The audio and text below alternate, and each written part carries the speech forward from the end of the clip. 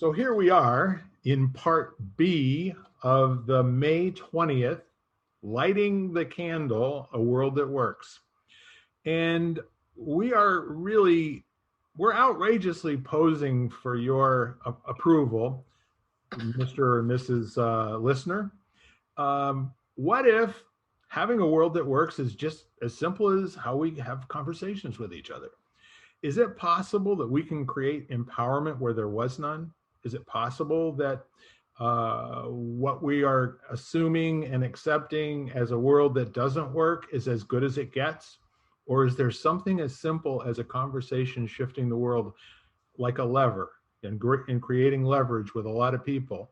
And as Ken likes to say, casting a pebble into the pond. And as we like to say, you light the first candle, all the rest of the candles can be lit from that. And that, and that, and that. So with that said, we spent the first period of time talking about truth and lie. And then we got into kind of how perhaps not fully understanding, or maybe that both people in a conversation aren't necessarily at the same skill level in terms of objectivity and reasonableness with what they believe being a seeming as opposed to the truth. And then we also talked about whether making a difference in a conversation is a choice that you actually have in a conversation. And how we wrapped up the last half hour was to say, now we're going to talk about, let's apply some of this academic and philosophical conversation that we were having in the first half hour. And let's see if we can bring some real world situations where if people are willing to engage in a technology called, let's find out what you think is important, that curiosity and that question and all the rest of those sorts of things comes as a natural result of truly being interested in what will take this moment and transform it from danger or fear or darkness into joy and light and enlightenment. So how's that for talking about a world that works? So I'm Bill Carell. I don't think I mentioned that in the last one, but if you don't know that by now, it really doesn't matter. I'm just a guy. So I have another guy here, Ken, and then I have a really great gal here, Lisa.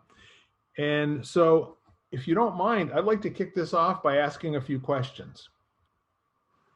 How interested in what's going on in the person's world is a policeman who has gotten a call that there's a domestic dispute and there's a knife involved, and they show up at the scene?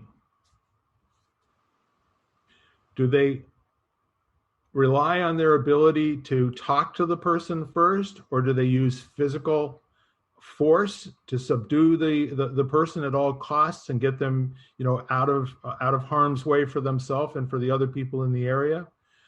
What do you think happens? This is the first practical application I could think of. I'm not sure if it would be fair to answer that as a general response for every police officer or peace officer, or any emergency responder. My first reaction was that no, they would apply force without trying to apply reason. But I know I was going to say the truth or the fact, but I'm sure there's both there's emergency responders that have both kind of, there's some of each. There's the ones that are going to use brute force, and there's the ones that are going to say, wait, let me step back a minute and see if I can resolve this situation without anybody getting hurt, including me. Very important. I don't care who you are. Ken? Right. I think you'd have to ask some questions. How are they trained? What do they prioritize? And what's the context of their past experiences? So is this the third time to the same home? That's going to be one thing. Is what's the is this a hot spot, an area that's known for violence or not? Is this unusual? I think all of those things are going to play into it.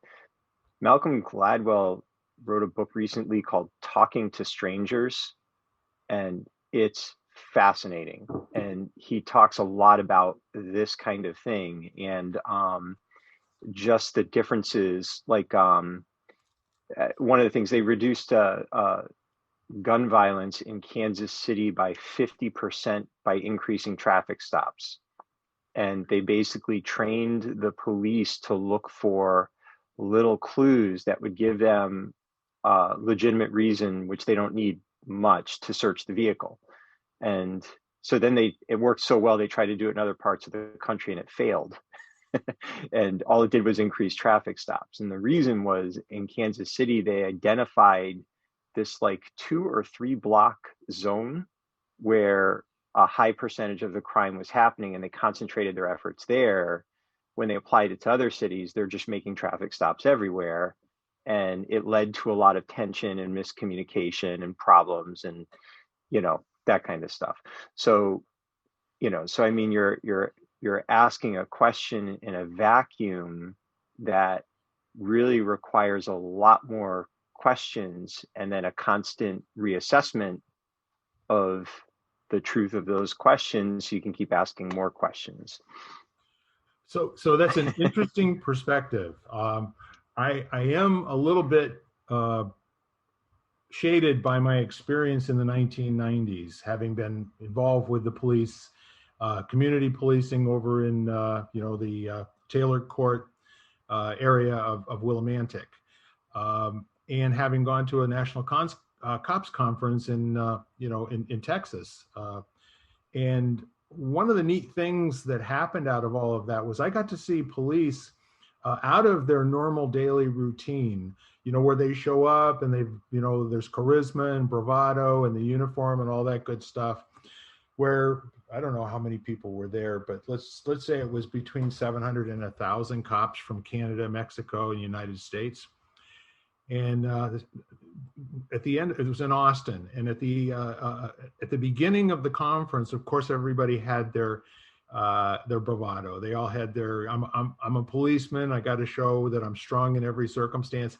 But by the 4th or the 5th day, we had people that were standing up at the microphone talking.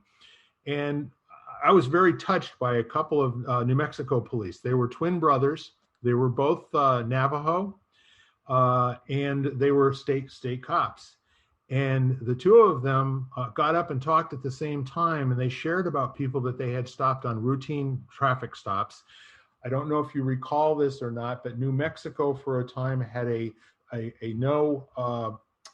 had a 55-mile speed limit, and 56 miles, you got a ticket, 56 miles per hour.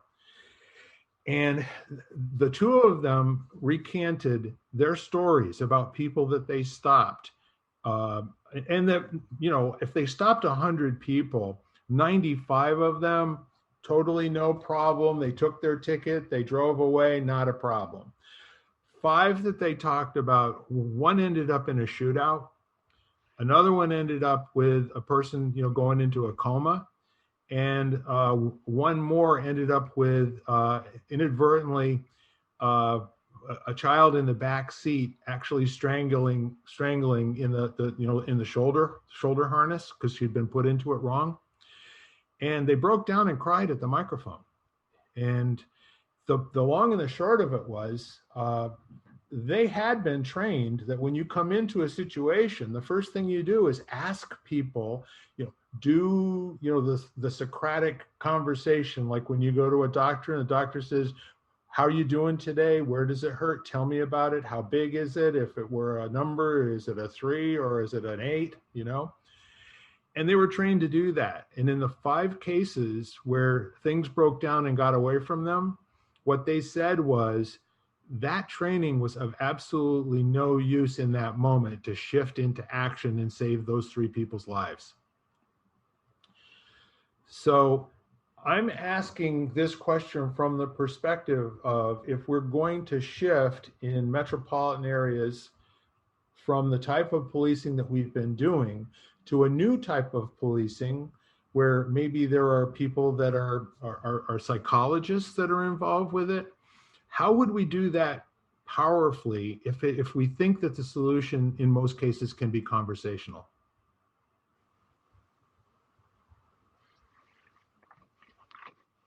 I think Isn't it what more- Ken was saying too, it depends on your training. I mean, and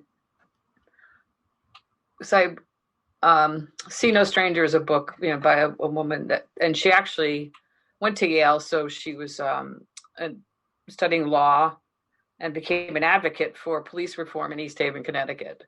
And they actually were able to train the officers to be sensitive to know if they were profiling or not, kind of thing. And that was like the big catalyst for that whole department changing. And then they also had to get rid of, or find other places, or no, they probably got rid of them, but to eliminate the officers that were not willing to change. And that whole department became an example for the rest of the country. I don't know how many places they applied it to, but so conversations with the officers themselves have to start as part of the training. All right, so you notice that I picked law enforcement as the first practical application for what we were talking about in terms of upgrading a conversation while you're in the middle of it, I'm not sure that there's a whole lot more that we can do here other than making the case for, think about this at home. When you ask something of your children or you ask something of your spouse and you're not quite sure what to do with what they give you in that instance, just imagine what it's like for somebody who's out there 7 days a week walking into a situation, whether they're off duty or on duty, and their training is all they have to rely on. So you want to shift venues for a minute? You want to talk about teaching, Ken? This is something that you have great experience with. Yeah. Actually, that's probably a good, because I think this to me, this feels more like a design question than anything else. So, and I can actually give you an example. So when I was taught how to teach martial arts, there was a specific structure. There was like a warm up and a stretch and then mechanics, and then you work on whatever drills, or, there was a format. And over time, as I studied learning, it's just that there are people like Carol Dweck with growth mindset, and just there's all this, Bill Lair, and about willpower, and how willpower is a finite thing that gets expended over time. So there's new information coming in, which led to us looking at the design of the class, not the student, not the teacher, the design, and understanding chunking and just all these different principles. So we started making adjustments. And the one thing we didn't do was say, okay, everything we've been doing is wrong and you're not learning as well as you could, so we're now going to do this instead, right? Which would have sent everyone into uproar. My teachers, my team would have, the students would have freaked out. It would not have been a good thing. Yes. So instead, what we did was we started adding slowly over time new elements that reflected the new information we had. And then we would see how we would measure the response. And if it was a positive response, we'd do more of that. If it didn't have an impact, we'd give it a little more time or adjust back or whatever. So, and by the end, we had actually moved a lot of our more like learning intensive, like where they're taking in information to the beginning of class, and the things that were more activity-based strengthening to the end of class, and students learn better. They were retaining their information better. They were progressing through the curriculum more quickly. So we kept doing more of that. And the funny thing is, I can track this through our teacher training manuals, which we would refine every year. We would release a new one. We would update it for how we were delivering the best learning experience possible through the martial arts.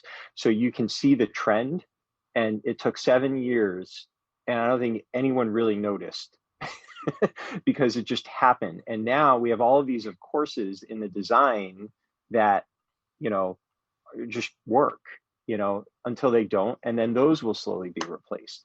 So, I think that too often this isn't working, we need to replace it with something, or we need to take this away because it's not working, instead of where's the gentle ad that can be done in a way with, where we're collecting information and then allowing that information to guide us to adding more things, reducing resistance until the things that aren't working are just no longer necessary and they just fall off. What's interesting about what you're saying, and I would believe that you have some people that are still around from when you started. They're probably folks that have worked in Questor's Way with you at a very powerful level. And then there are other people who are children of people that worked with you when you were first getting started.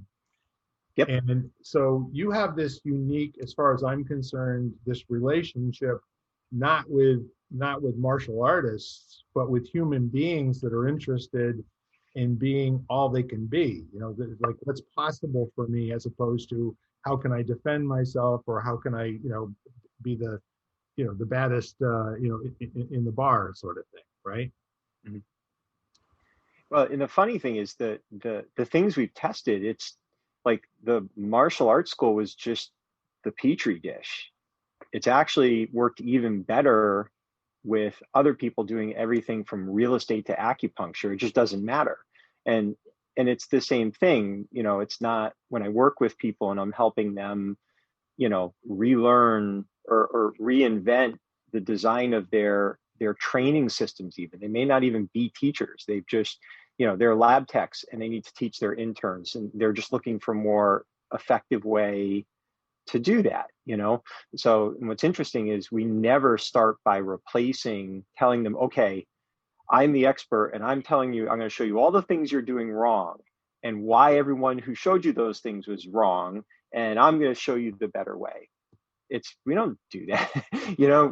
We look at what they're already doing, and then we start thinking about ways that we can slowly influence it in a positive direction, and then give them space to tell us how it's working, and it just happened. It's a gradual thing. It's like, sometimes I look at some of the more systemic issues we face, and it's like you got a bunch of people looking at a seed in the ground that's going to be a tree someday, and they're just screaming, grow it as loud as they can.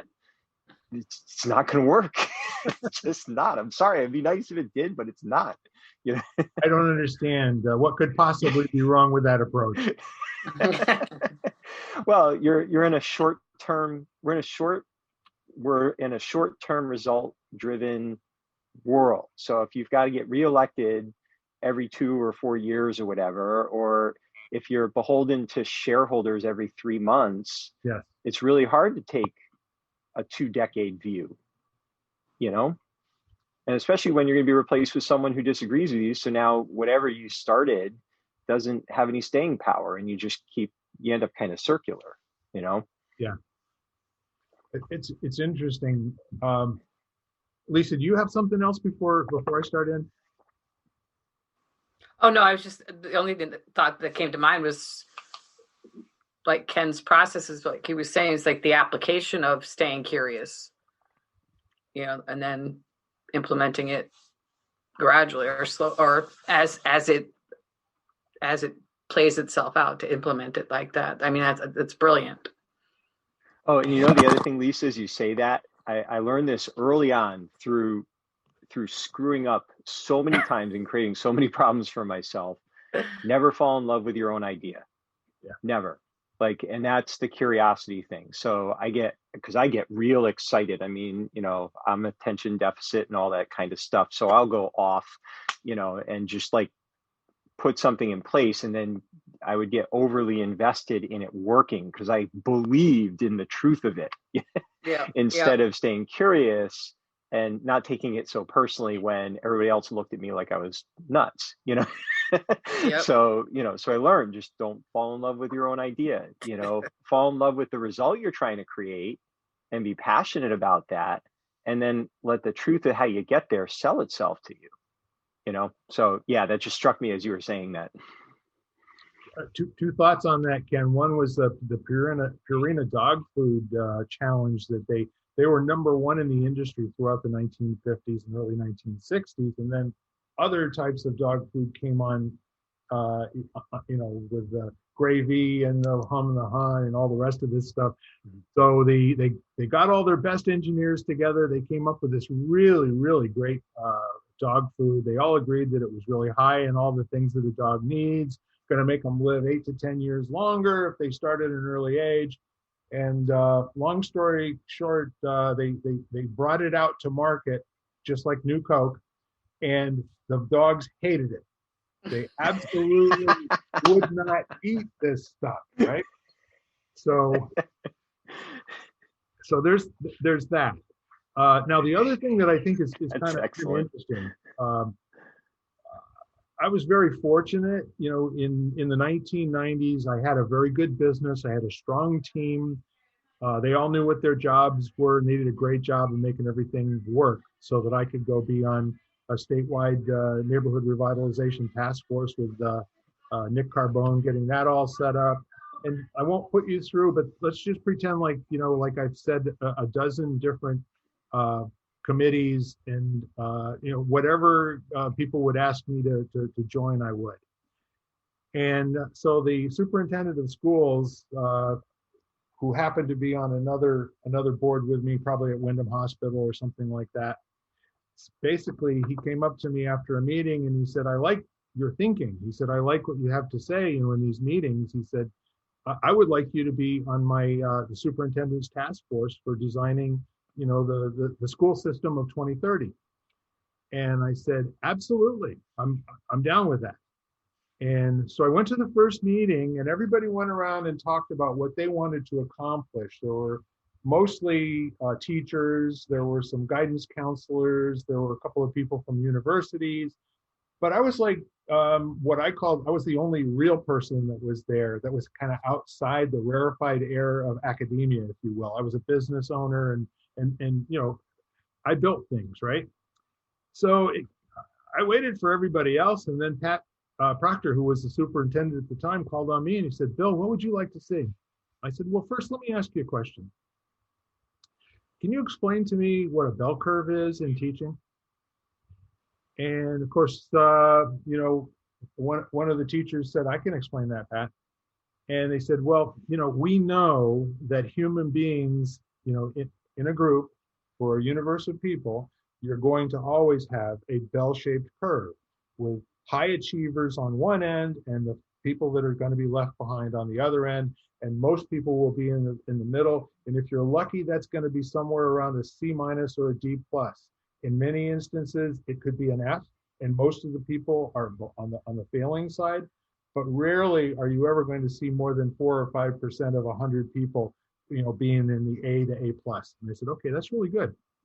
And I said, "Have you ever considered the possibility that bell curve could be redesigned in your teaching so that the low end of it is a B+?"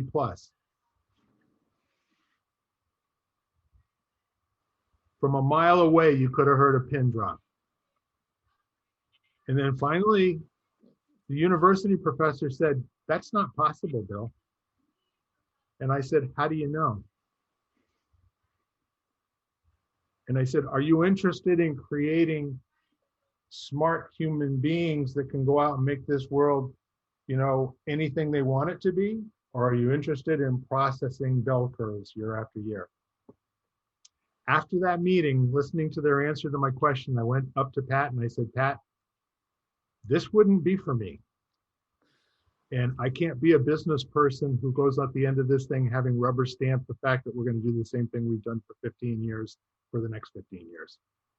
So he said, "I respect that." And he said, "I still want you to be like my adjunct. I want you to come and see me like every Thursday afternoon at 2 p.m. And so we would just have coffee and conversations. And I would say, and I would say, you strike me as somebody who is an amazing leader with a tremendous amount of background in making things that weren't possible before happen.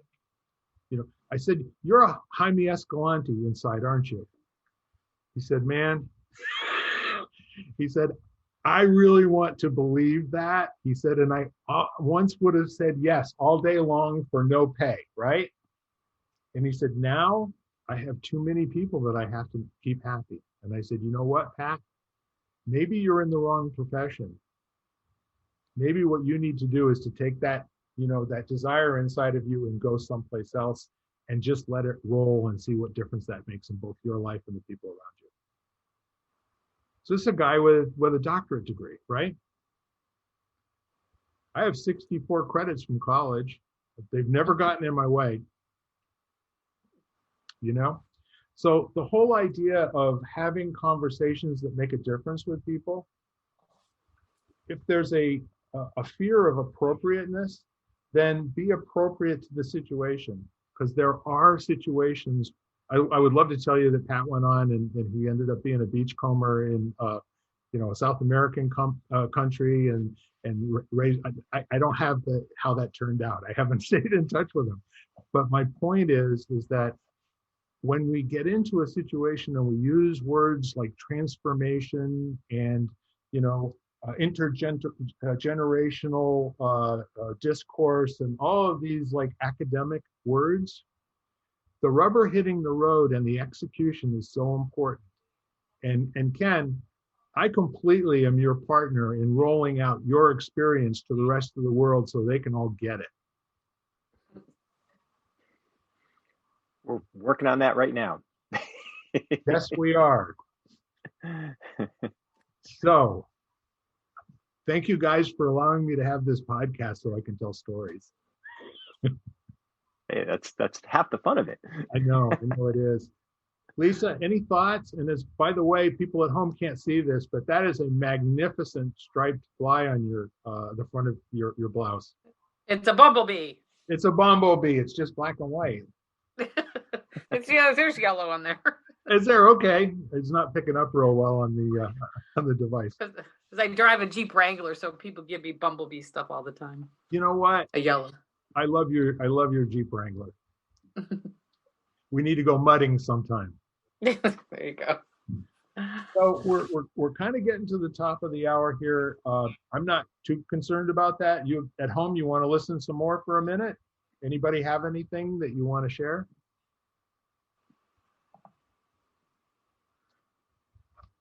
The only thing that came to mind was I keep going back to our conversation of love, to come from that perspective when you're having the conversation too, which is hard for people to do because I know it's not always easy for myself, but if you can get into that heart space, like we talk about, instead of head space sometimes, and try to see how that conversation is going, like Ken says, and then let it organically and authentically move forward.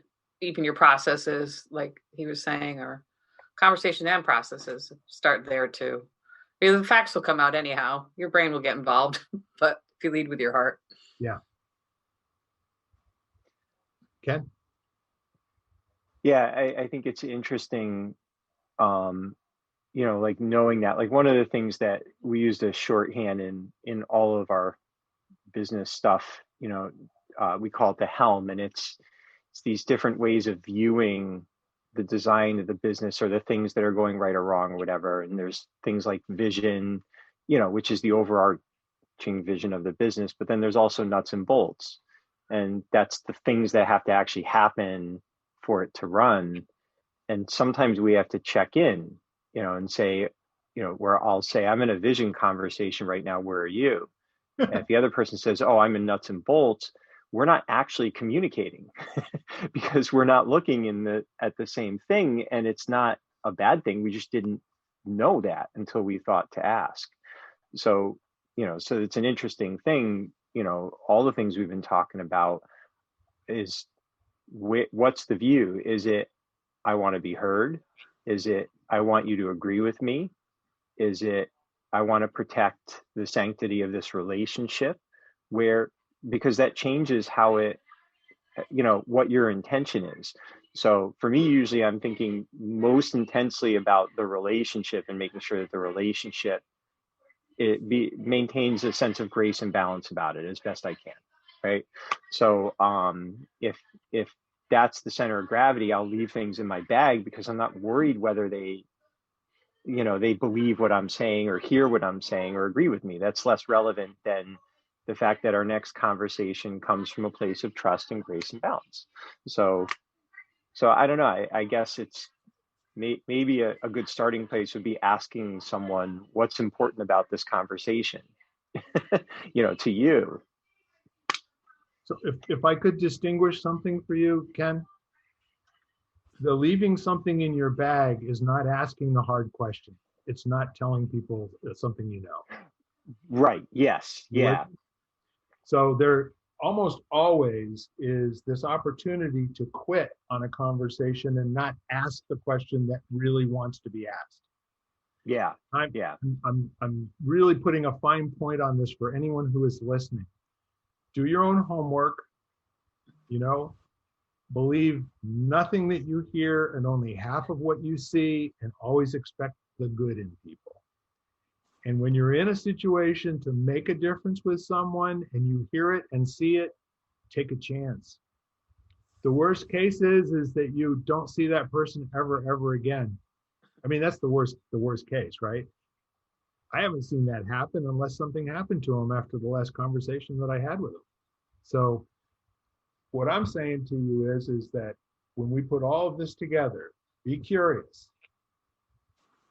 Be open to the fact that you don't know everything and that what you seem to believe as the truth may just be a seeming, and there's a possibility to upgrade it at any moment if you are willing to take whatever anyone, I don't care who they are, has to offer you in a moment and look for the gold.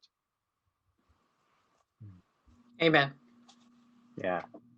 I add one more thing to the be curious, because the gentleman who shared that with me, the second part to it is be kind. And when you're being curious and you're being kind, interesting possibilities arise. And I'm going to leave you with one more distinction that might be worth a half hour, an hour all by itself. Have you ever heard the term ruthless compassion? Mm-hmm. Is that worth a half hour, maybe next week? Yeah. Yeah, that could be a fun one. All right, ladies and gentlemen, tune back in. Any closing thoughts, Lisa?